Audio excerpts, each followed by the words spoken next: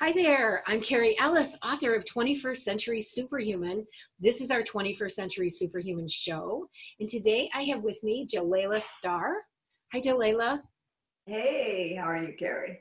Good. I'm so excited to have you here with me today. I heard you speak recently and I was so impressed. And I wanted to bring some of this juiciness that you bring forward to our listening audience. And Bob Wright, how are you today? I'm doing fine. Thank you for having me, Carrie. Yes, you're so welcome. And Bob's on his phone with us. He was having a little bit of trouble with his internet. So here we are together. Bob, I know you kind of historically from the One People's movement and the work that Heather did with the UCC filings, and kind of you being kind of a part of that whole process that took place a few years ago. Do you want to just give us a little bit of background on yourself? I know you're a guide and a healer. You're a wonderful soul with great insights, and I've heard you say some amazing things lately. So I really wanted to have a conversation with you today and bring forward some of what you're tapping into right now. Yes, yeah. The One People, for those who are not familiar with the One People's Public Trust, they were filings, legal filings that were done by Heather Ann Tucci-Giraffe, who is a former lawyer, a UCC lawyer, who used to work with the banking families and a lot of the banking and finance elite.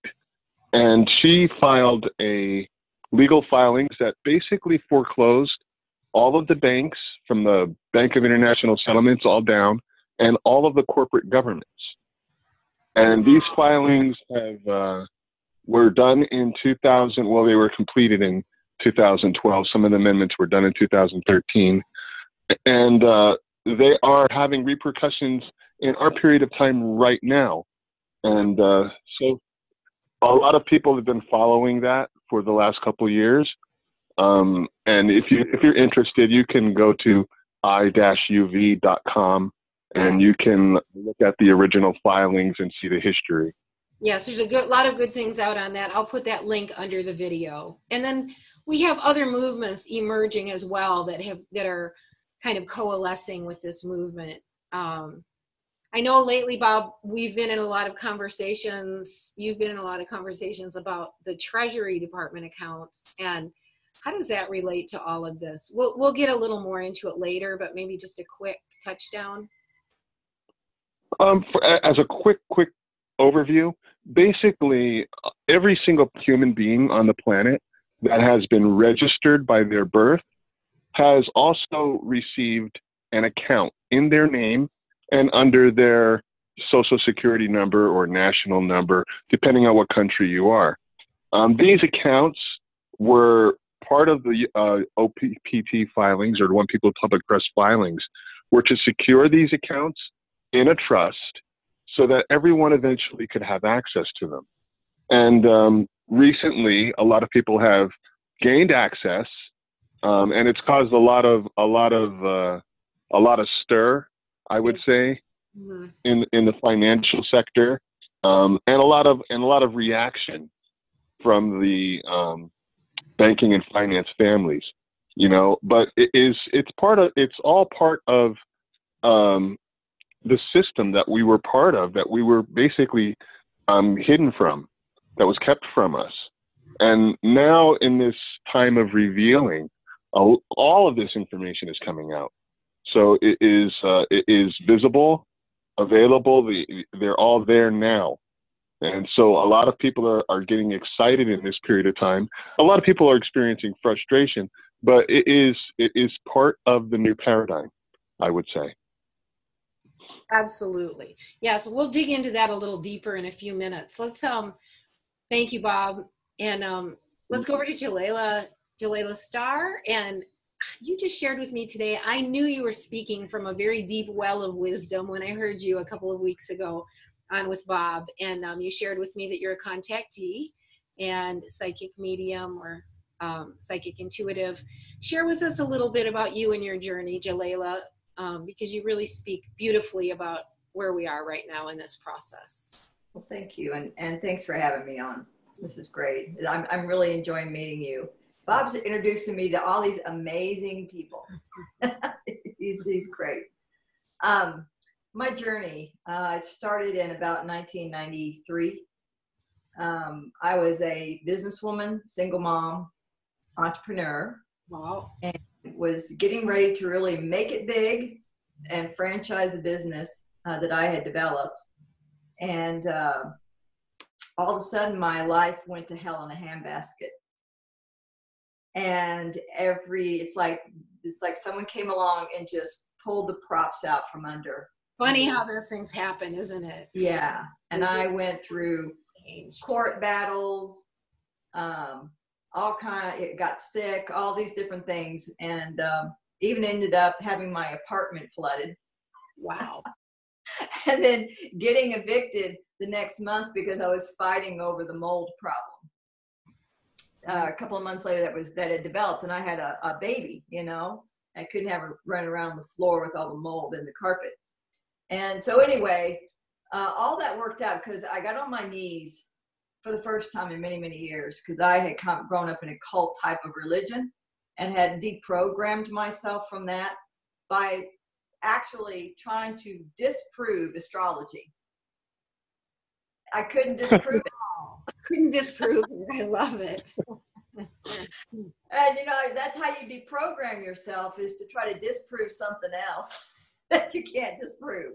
Right. And that started leading me down the rabbit hole. So long story short, I was at a crisis point in my life, and I got on my knees for the first time, and I prayed for help. And that night I had a dream. A couple of nights later I had a dream, and in that dream this being came to me and said, "We have work to do."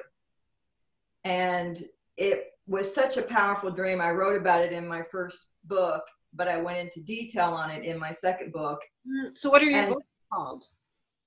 We Are the Nibiruans. Return of the 12th Planet is the first one. Nice. And then this one was written at the beginning of the mission, and the other one was written at the end of the mission.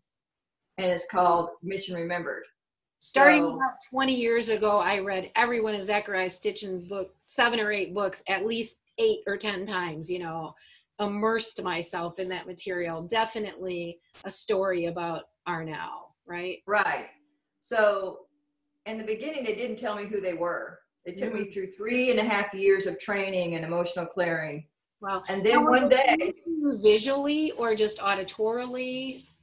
Telepathically. Telepathically, okay. Now, I didn't know anything about communication. I had not looked at any of this woo-woo stuff. Wow.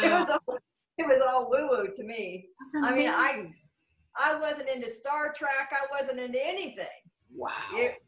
You know, it's just like boom out of the blue, which was smarter than not to tell me who they were right away, because I would have gone off in another direction. You know, it's always curious to me, and I wonder if you can answer this. It seems like a lot of times when these really major downloads start coming through from these galactic beings, they choose somebody who never even was into the stuff before. We're like a blank slate. Yeah, it's amazing. Yeah, I had no training in anything. So they trained me in everything.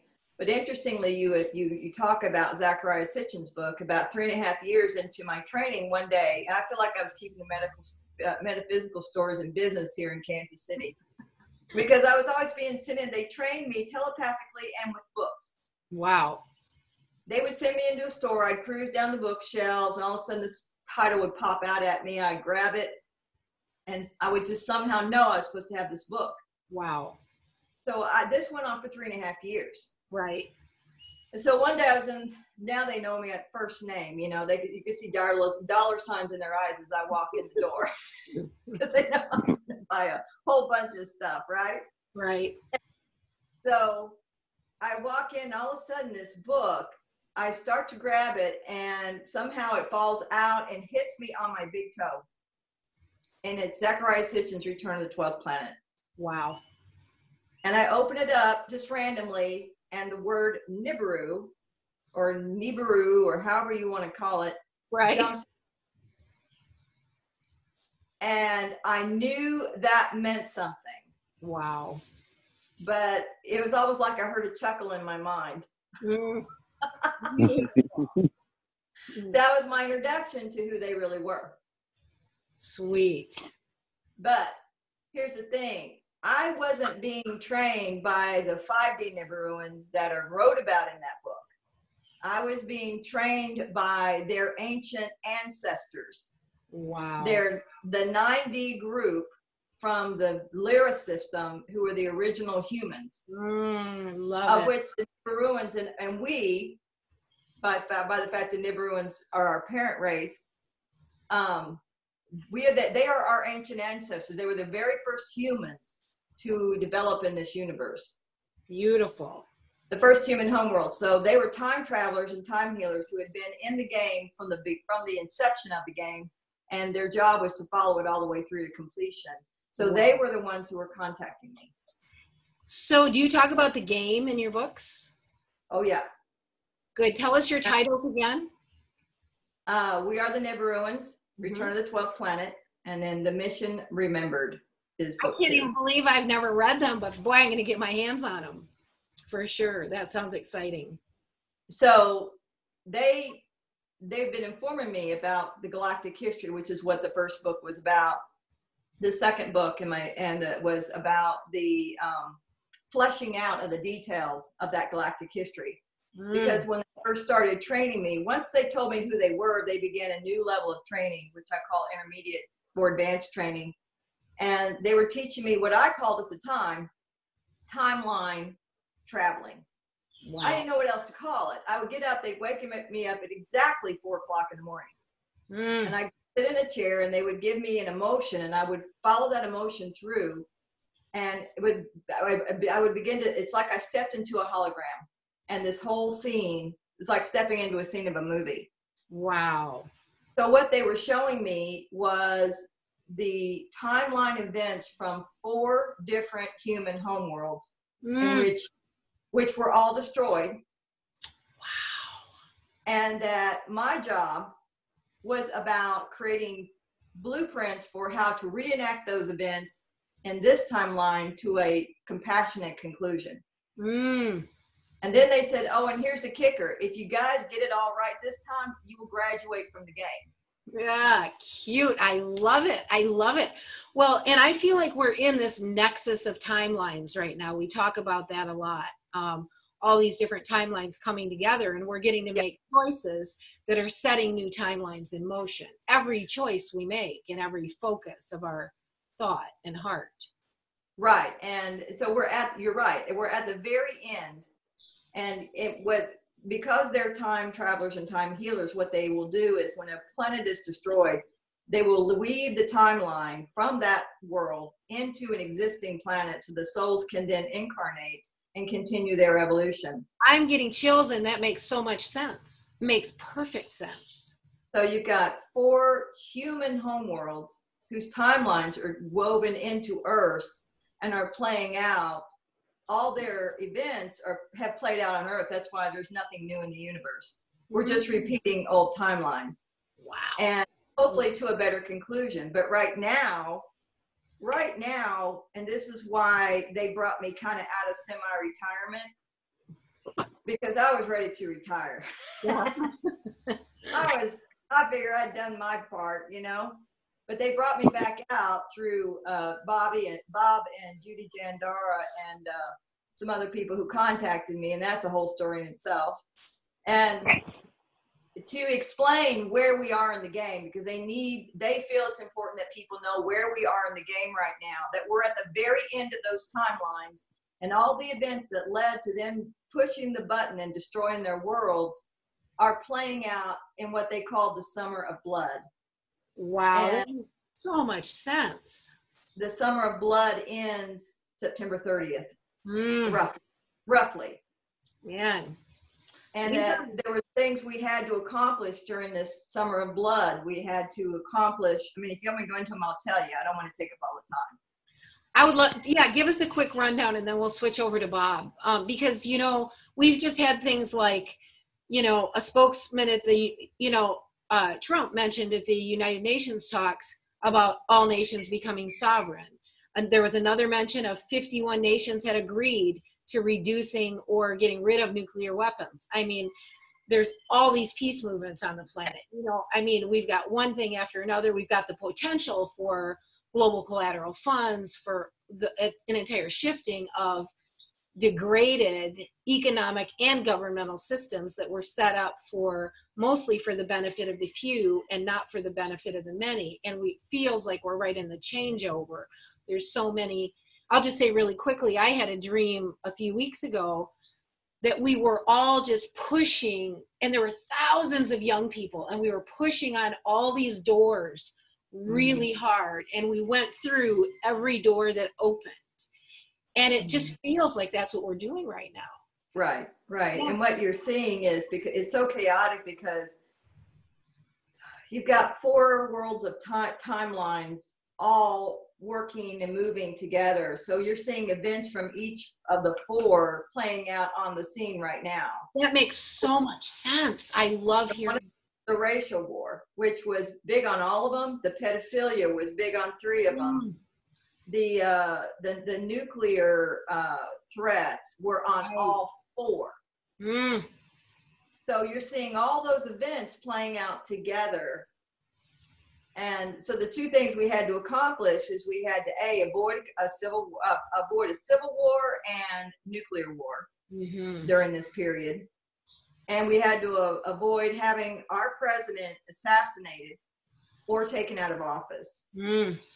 And we also had to keep the Russian president and the Chinese president in power, because they were the souls brought in to take us through this period. Yes, I know that. I'm so aware. People will say, what do you think of Putin? And I say, man, he is a starseed with a giant lightsaber, and he has got a job he's doing. It's really important. Right. So what you see on the surface may not be all of who they really are. Absolutely. And they will appear at times to flip-flop, because until the very end, no one can really know where they stand, because if they try to stand in one place, they'll be targeted and killed.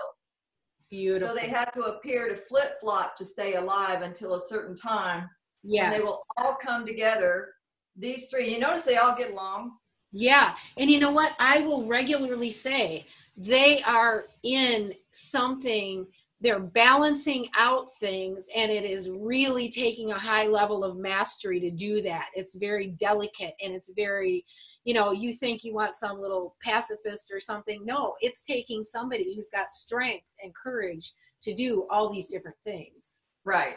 So all these 3 a lot of them are doing like a Jason Bourne thing, where they don't even know that they know until they're put into the position, and then suddenly all of these skills come out and all of this information. You know, a lot of us are like Jason Bourne right now. You know, you don't know that you know until you need to. Yes. And well, Bob, do you feel like you're at a break, Jelaila? Because I'd love to have Bob jump in with some of his views he's been sharing lately, because they're just wonderful. Yes. I love the way he did the Matrix in his last call. That was fabulous. Yes. Bob, give us your kind of overview of what you feel like is going on with timelines and with simulation, and, you know, what we're kind of in the middle of unraveling ourselves from.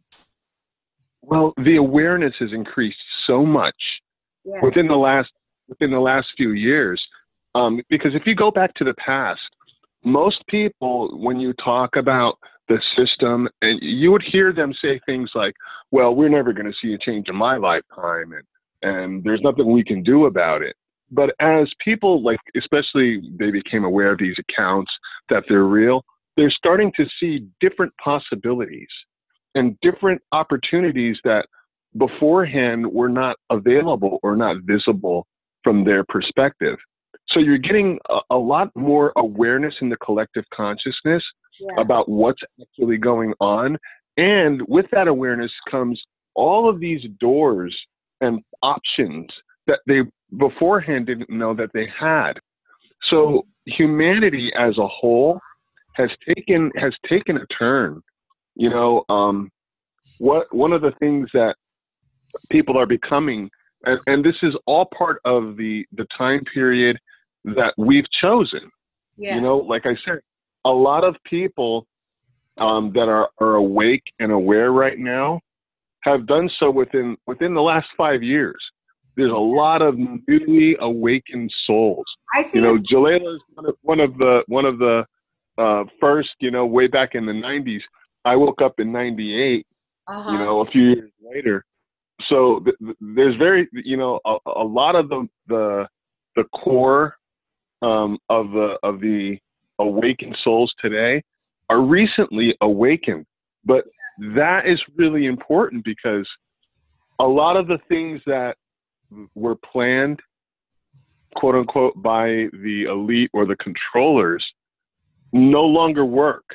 Right. You know, there's no longer, because out of the blue, all of these awakened souls, you know, are decoding all of their plans and all, like, you know, these false flags that keep coming up. Within 24 hours, I see posts on the internet, false flag, and this is how they did it.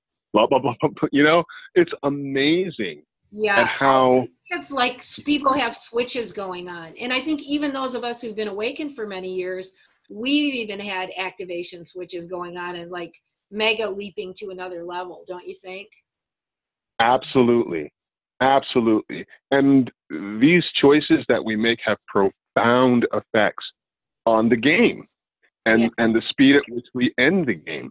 And just so people understand that when we talk about the game, literally I'm talking about the simulation, which includes all 4 of those timelines that Jelaila talked about, you know, all playing out together on Earth here right now. Yes. So there's been a lot of, you know, if you go back before 2012, a lot of humanity were having apocalyptic dreams. I was having apocalyptic dreams. Yes. You know, those have really shifted, though, haven't they? Excuse me? Don't you think those have shifted? They have shifted. At least for me, they have. Yeah. You know, after 2012, they started becoming less and less. And these are all part of the timelines that we've gone through and experienced. Yes. You know, people were having dreams about, you know, nuclear holocaust, and there was a lot of fear that this was going to repeat. But as I said, recently, it's almost like somebody rang an alarm bell, and all these people became suddenly awake, you know, and people were, no, it doesn't have to be that way. There's other options that we have. Right. You know, these are the old souls that were suddenly becoming into their awareness. And we've made some choices, some really important choices that have really changed the outcome of humanity. And I deal with a group called the Guardians. Yeah. I never really asked who they are, because for a long time they never gave me a name. They were just like a collective consciousness, right, of all that is. But over a period of time, I started calling them the Guardians. Nice. And what they're telling me is that that we have achieved a status we've never achieved before. That we can now move forward into this new phase of humanity. And the way I look at it is, it's almost like an upgrade to the simulation. You know, like if you're playing a game, you know, you play one version, and then now the new version's available. Right. And it's based on the old version, but now it's got more of everything. It's got, you know, and we're starting to see, or starting to visualize, if people have followed Corey Good, and talking about the space program, that's the new program. That's the program that's coming to Earth. You know, he talks about replicators, and he talks about all this new technology, and he talks about all these different beings that humanity is working with and trading with. That's all part of the new program that we're moving into. I see Jelaila smiling over here. Jelaila, you want to jump in and merge with what Bob's sharing here? Well, we're saying the same thing, and you know, it's kind of funny how I can, when he says something, I can flesh that out even more with a perspective. And that's the beauty of this. We're talking the same thing. We're seeing his group, my group, saying the same thing. So that's really good confirmation. But to share that, we, you know, in 2012, we were told up till 2012, dump your garbage, dump your, you know, emotional clearing, all the apocalyptic dreams and everything, because we were trying to purge from those old timelines, because we're all connected to those old timelines. So we're not here unless we're here to give something and return and receive something, which is a chance to do it correctly. Yes. This time, to integrate. And as a result of all the work that we did shift onto a new timeline at the end of 2012. Yes. Now, most people wouldn't have known that. It would seem like another day. Right. But where we were going, we would have been in a nuclear war by now. Yeah. And so we shifted. But the thing that people don't understand sometimes about timelines is that you want to keep shifting up, up, up. Mm. You shift up into a timeline, but then you want to keep shifting and shifting and shifting, because every time you shift up, the options get better and better and better. And the problems get less and less and less. Nice. What a great viewpoint. Okay. So since 2012, it feels like we're in another pressure cooker, but this is a different pressure cooker. Yes. It's a different one than the last one. Don't you think it's a pressure cooker where we're now learning how to, instead of just unwinding all these old timelines that were ended up in, you know, disarray, instead now we're in a timeline where we're learning how to actualize our ability to manifest, to materialize, to call into being that which we really envision, and we're having to learn what does it mean not to focus our attention on negative things, because then we hold them in form. And don't you think it's more that sort of thing at this point? We're more into, before it was about clearing to make a jump. Yes. When the opportunity came to get off the current timeline. Mm-hmm. Now it's about learning. This is Creator God training. Oh, I love it. Beautiful. We're in Creator God training. Okay. But now we're in the part of, okay, the basic training's over. Now you've got to go to work. Yes. And you've got to start to apply these things to blow doors open in the matrix. Yes. And that requires that you activate your inner technology, which is in your thymus, which the 5D Nibiruans knew about. Had it, they disconnected a bunch of our technology to keep us safe. Here. Yeah, to keep us safe, because we were being, let's just say we are a very valuable species. In the galaxy. We have a living library of codes, and we were tampered with by a lot of off-world groups claiming parentage with us. And so when they disconnected us, it made us no longer interesting to most of those races. So they left us alone so that we could evolve. Yes. And our parent race, as I understand it, agreed to, when we had achieved a certain level of consciousness and they would bring us along, they would give us back the ability to reclaim those 10 strands and recompile them. And they would give us keys to decrypt, because they had encrypted them. So they couldn't be recompiled by any off-world species. So are you writing a new book about this, or is this in one of your... No, it's in my first book. Oh, it is. Oh, I got to read that thing. And it's about the key they gave us was a formula of compassion, which activates the higher dimensional function of the thymus. And it's the only gland in the body that can produce a frequency that neutralizes all polarity. And that has been scientifically proven. It will alter DNA, changing it from carbon to crystalline. You've got that technology right here. Wow. I'd like to say something really quick and then maybe pull Bob in. You had mentioned, you know, when we make the right choices, we're knocking holes in the old matrix. And I talk about that a lot. And what I'd like to say is that I believe the old matrix is a structure that was created from the negative thought, from negative timelines, and it was holding in form certain ways of being that maybe weren't of our highest order of operating. What do you think about that? Are you asking me or Bob? Either one. I'm just. I can answer that. That is absolutely absolutely true. Because if you go back to the 60s, and I mentioned this in my last call, when a lot of the CIA was experimenting with LSD in the young generation, Right. and suddenly you saw a television show that was revolutionary, Star Trek. Right. That TV show was a glimpse of the future. And so many people resonate and still resonate with that show. You know, it was the first time that we were able to see, oh, all this new possibilities, and it really fascinated the whole entire world.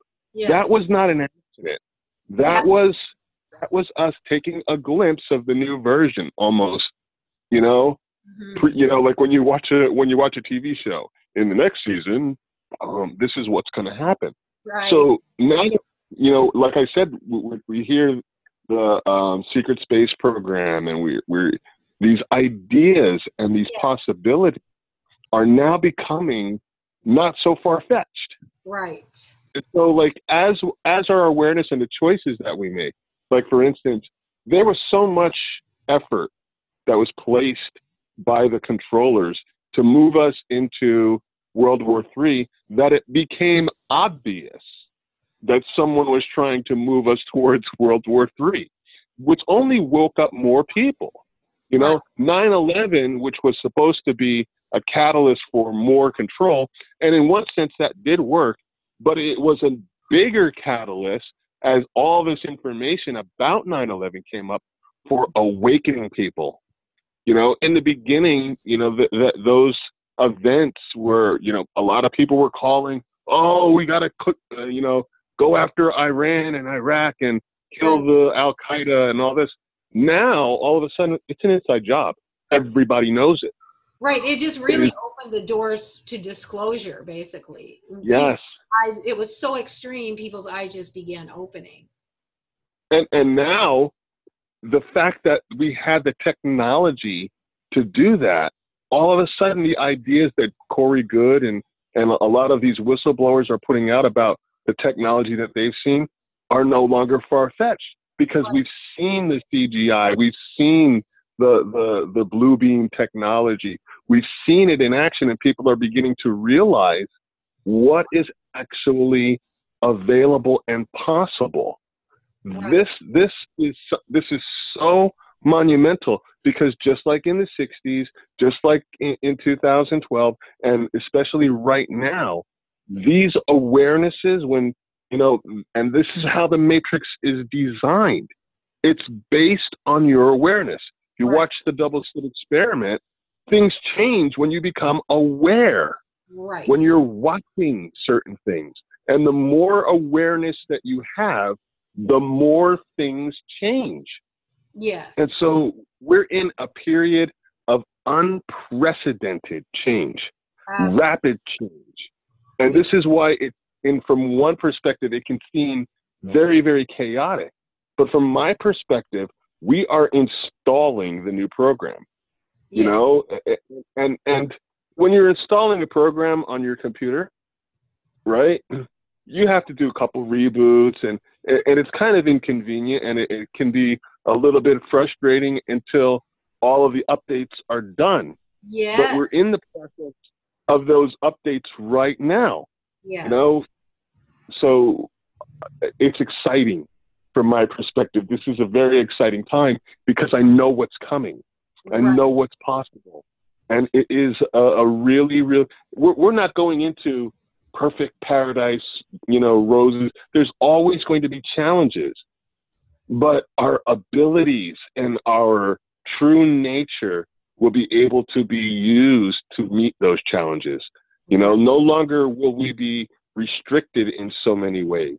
So it is a really amazing thing that's happening right now. You know, the Mandela effect is part of these updates. Right. A lot of people are noticing these changes that are happening in our reality. Yes. You know, and it's not time people going back in time, because even if you go back in time, you can't change land masses on the planet, continental, and our position in the galaxy is not changed by time travelers.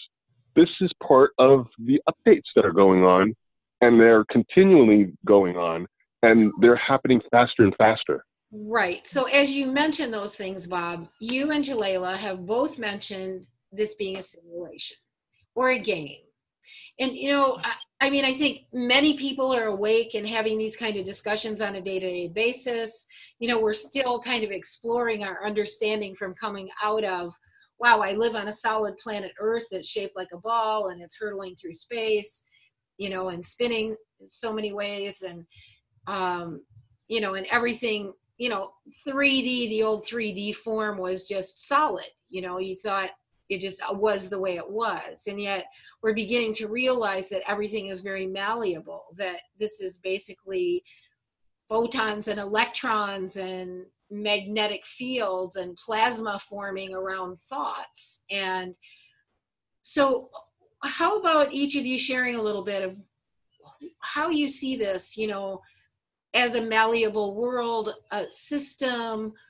What is the game? What is the simulation? How can we see ourselves in new ways that can help us amplify, step into an amplification of our own ability to heal ourselves, to have enough, to take care of each other? You know, how do we end up getting better results because we are understanding the world in a new way? Jelaila, you want to jump in? Sure. Or Bob, either one, whichever feels like going first. Well, that's a really excellent question, by the way. And this is all part of what I call Creator God training. Because if you're going to be a Creator God, you just got to start understanding the reality from the perspective of a creator, not a 3D human in the game. So to do that, you've got to have a picture. You have to have a visual of, okay, well, what is the game? Well, you know, we all talk about a prime creator who created the universe. Well, think about it this way. The prime creator is a soul that has reached the level to where they can run their own universe. And there are many souls in the omniverse that have, well, not many, but there are enough that have achieved that level of evolution as a soul. And as a result, they have their own game. So our prime creator is one of many souls who's achieved the level of evolution to where they can run their own universe. And so, like in the first book, I explained what the levels of management are in a game, or what you could call a matrix. And so you have the universal matrix, right? And then you have planetary matrices. And right now these souls that are here on Earth are in a planetary matrix. And this happens to be a very unique planetary matrix in the fact that it is a simulation or matrix that is designed to possibly end a universal game. Wow. And then what happens when it ends? Where do we go? Who do we become? Depending on where you ended up, what level you achieved in this universal matrix, in this game, or in this planetary matrix, in this game, will determine where you go into another universe. You may go into the next level of another universe to continue your evolution.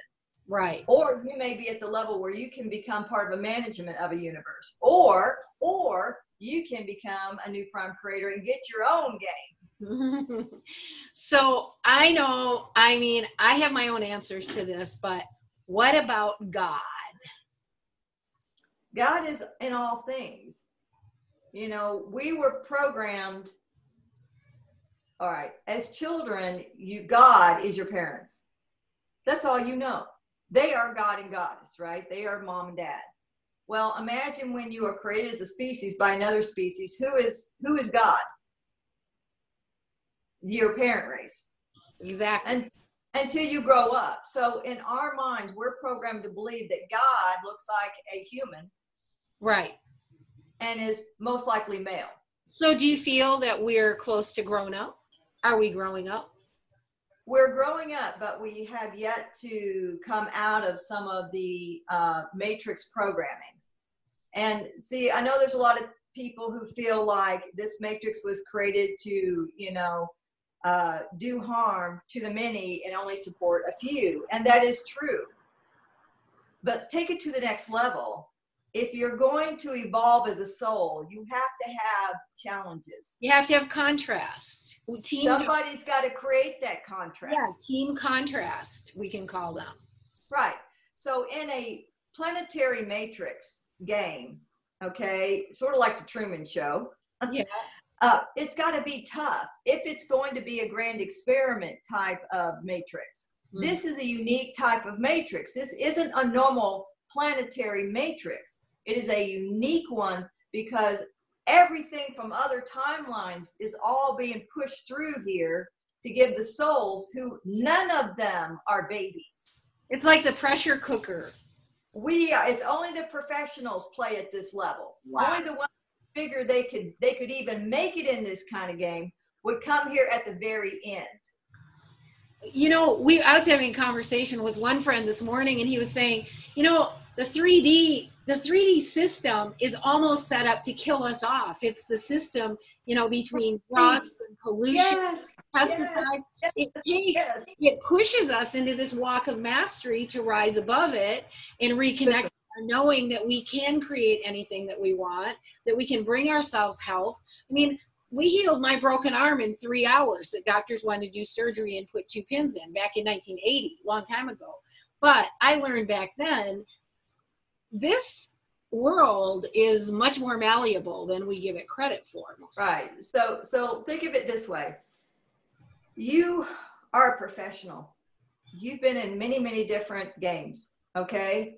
You're not going to want to go into a game that's boring or easy, okay? You're going to want to go into a game where it's so tough, where the programming, the social engineering, all that is so exquisite, okay, that you're going to have a hell of a time finding your way out of it. This is like the ultimate course, you know, golf course. So did the Nibiruans tell you this? Yes. That is the Guardians told me nearly the exact same thing. Tell us a little bit. So the point is that there's nothing in this game that we don't have it within ourselves to conquer. And it's not about destroying those setups. It's not about destroying the components of the matrix, but to realize what they're there for. It's to force you to go and use this inner technology. And so you think it, once you figure it out, you think it instead of wanting to destroy it, you go, that was great. You almost got me. That is amazing. What a great statement. That is beautiful. You're so right. And so not only is it go ahead. I'm sorry. You want to finish your thought, Jelaila? If we are going to get this done the way we really all wanted to, we've got to get to that level of thinking and stop thinking that we are being controlled by the matrix. And we have to choose, and this is going to be the hardest part, to step out of all the programming. And some of it's got us really entangled. Right. You know, I can almost call quantum physics a pseudoscience at this point, but it's a really nice way of explaining there is no out there. You know, the thing appears because of an energy inside of me. And it only exists once you focus on it. Yeah. Okay, Bob, jump in. I was told by the Guardians that not only is this game, you know, part of the reason why we came to play this game, because it was so challenging, that there are easier games. There's lots of universal games available that we have in each incarnation. We could choose any of them. But once you play the Earth game, you lose all interest in every other universal game, and you stick to Earth, and you cannot wait to come back because you're going to crack this motherfucker if it kills you. That's how we feel about this game. It has total free will. Yes. A grand experiment where you can possibly end a universal game will have certain characteristics in it. And one of them will be total free will, which means a total free will to create absolute heaven or absolute hell. Wow. Quite the statement. And we love it. We love it. We love it. Especially as we wake up with unlimited money to create anything you want. Say that one more time about unlimited money. I missed the first part. It's like going to Hollywood to create a movie with unlimited money. Yes. Yep. So speaking of money, why don't we switch from this into the Treasury accounts, Bob, and talk about, are we capable of having unlimited abundance flow into our lives, into our, you know? Well, we've always had it. Yes. We just were not aware of it. These TDA accounts are bringing to our consciousness the awareness of our true potential and our true value, which is unlimited. You know, how do you put a value on a mind like Nikola Tesla? Right. How do you put a value on an artist like Beethoven? It's limitless. And these potentials are within everybody. When you're a child, your creativity is 100%. Every child's creativity level is genius level. You know, how do you think a child, a young one, can learn as many languages as they're exposed to? And we think we need to teach them. Right. It is our realization of our true nature and our true value. So when people start to see, oh, I can purchase anything that I need to fulfill my desires and fulfill my dreams, they start dreaming again. Because when you go to a kindergarten class and you ask them, what do you want to be when you grow up? I want to be an astronaut. I want to be a president. I want to be the professional, ball player or whatever. I want to be a ballerina. I want to be a princess. They dream big. Right. Ask that same group of people when they're in their senior year of high school.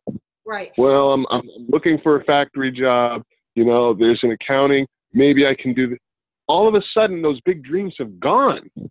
So once we start waking up, help me with this. Once we start waking up and realizing what is actually possible, that the unlimited is possible, what holds us back?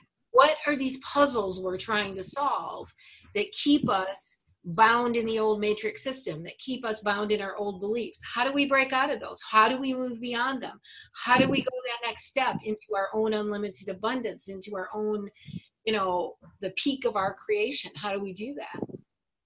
Well, by not buying into the ideas that are sold to us, and that's happening on a very big scale right now. Mm-hmm. It's one thing to take somebody out of slavery. It's another thing to take slavery out of a person. So when you buy into that whole I'm powerless idea, the victimhood idea, I can't do anything idea, you literally create your own prison. And this is what we are breaking out of right now. Yes. When people start to realize, hey, if I have unlimited funds, that project that I wanted to do where I can make free energy devices, or that idea that I had, that where I can, create this new form of music or this new instrument or whatever it is, all of a sudden you start to dream big again. And when you start dreaming big again, all of a sudden, all of these things, just like what happened in the 60s, what happened in 2012, opens up the matrix in a way that it provides opportunities and doorways that you didn't realize were there before. So when people start to tell you things, well, you can't do this, if you buy into it, right, your belief is your reality, literally. Right. This is why every war that we've ever fought is based on belief, based on consciousness. Right. So the more aware, like when you asked about God and Jelaila was talking about, it's a similar way with parents. Usually when you hit adolescence, all of a sudden you realize your parents are just the people, right? Just like you. Yeah. All of us, they're not the savior of everything. They make mistakes and they're no better than you are. Right. And in a very similar way, we're starting to realize that as a collective consciousness, we're moving out of that whole, savior, looking up for something to fix everything, to realize that we have the ability to do what we want to do. Right. We have the ability to create our own reality. And the more that you move into that paradigm, the faster this upgrade will happen. Yes. Well, you guys, we've got about 6 more minutes. Jelaila, you want to jump in on that? And we might have to do this again sometime. I think we could talk for hours. This is just such a great conversation. I think that, and I have a question I'll throw out into the soup of whatever you're going to answer next, which I'd love to hear in relationship to what Bob was just saying. Are we real? What do you mean real? What do I mean real? Mm-hmm. I'm just throwing the question out. I know you kind of were going to respond to where Bob was, so I didn't want to get you off track, but how real are we? Well, it depends on how you are viewing reality. Mm.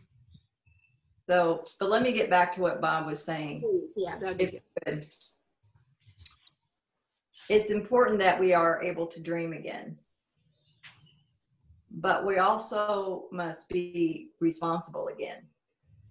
And we must grow up.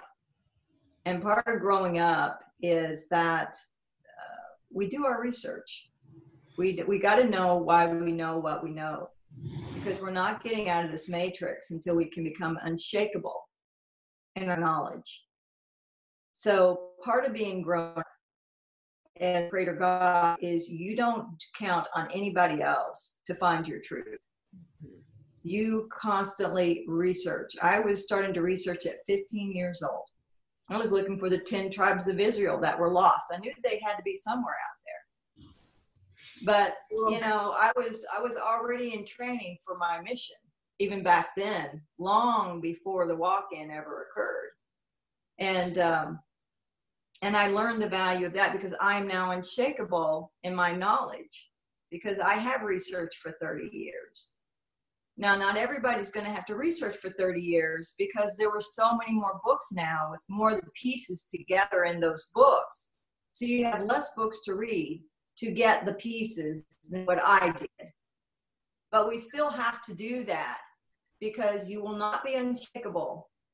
If it just feels good is not good enough because you're going to have to deprogram yourself from the programs in the matrix that you're still a part of.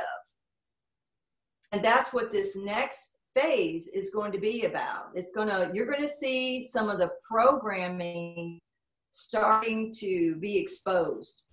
And I would say the programs are anything that keep us from our highest self, from our heart, from living playfully, joyfully, creatively. Anything that holds us back from that is part of that old program. Right. But the biggest one that holds us back is the religions. There are no religions in the higher realms. Right.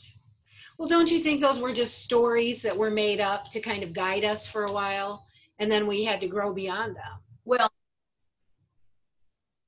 they were, but the stories became convoluted and by design. And corrupt. And corrupted, yes, by design. But we still have to pull out of them. We have to research our way. Just like I had to deprogram myself from what I grew up in, we all have to deprogram ourselves from looking outside of ourselves, as Bob said, for our savior. We are our own savior. That's right. Bob, I'm going to ask you to hop back in for a couple minutes. I know people just hang on wanting to know how we're going to free up those funds, how we can get ourselves into an abundant state. Want to toss out a few words of wisdom on that? Like I said, everything is tied to our awareness and our consciousness. Yes. And just like when we start to unbind ourselves, our exterior world suddenly because just a couple months ago, a lot of people did not believe that these accounts existed. I have family and friends who I've talked about the birth certificate accounts for over 10, 15 years. And they all thought I was crazy until utility bills started getting paid. And all of a sudden, I'm not crazy anymore. Wait a second. Tell me a little bit more about this. And it has put them on a path, just like Jelaila said, where they started to research. You got to And that has taken them to a completely different level of awareness. And more people are doing it. And what's going to happen basically is we're going to reach a certain level. And if we continue, it'll happen very, very quickly. We're going to reach a certain level where the old programs, and it's already happening, will literally crash. Literally, just it won't work anymore. Like, for instance, if you're on your computer, right, and if you don't do a particular update, you can't use that program anymore. Right. Yep. It doesn't work anymore. Mm-hmm. And that's what is going to happen. It's happening now. So all of those control programs are suddenly going to shut down. Literally shut down. Oh, I know. And once that happens, excuse me? No, go ahead. I know, because we're tracking the stories, bits and pieces. It's already happening. Right. And that's why you're seeing a lot of problems in the financial sector and in the governmental structures and the social structures right now, because those programs are no longer working. And there will be a certain point where they'll literally stop. Yes. And the only way that you can act is if you have installed the upgrade. Yes. So this is, I mean, putting it in an analogy, that's how these accounts are going to be freed. Right. We're going to have to go. So much love to you both. Thank you so much for being here. I think we should do this again sometime. Yeah, this was fun. I would love to. Thank you for having us. Yes. And I'm going to say, as we say in 21st Century Superhuman, breathe, smile, and love, because you completely change your neurobiology and you completely exit the old system when you do that. And it is through this simple process that we elevate ourselves into our true way of being, and those old systems will fall away because we will be serving the good of all instead of just the good of the few. We're thankful to our brothers and sisters in Contrast. We're thankful for this journey. We're thankful for every step that has taught us so much of how to remember who we are. Breathe, smile, and love, and we shall see you soon. Thanks, Jelaila. You're welcome. And thank you, Bob. Anytime, Carrie. Many blessings, beloved family. See you soon. Ciao. Bye-bye.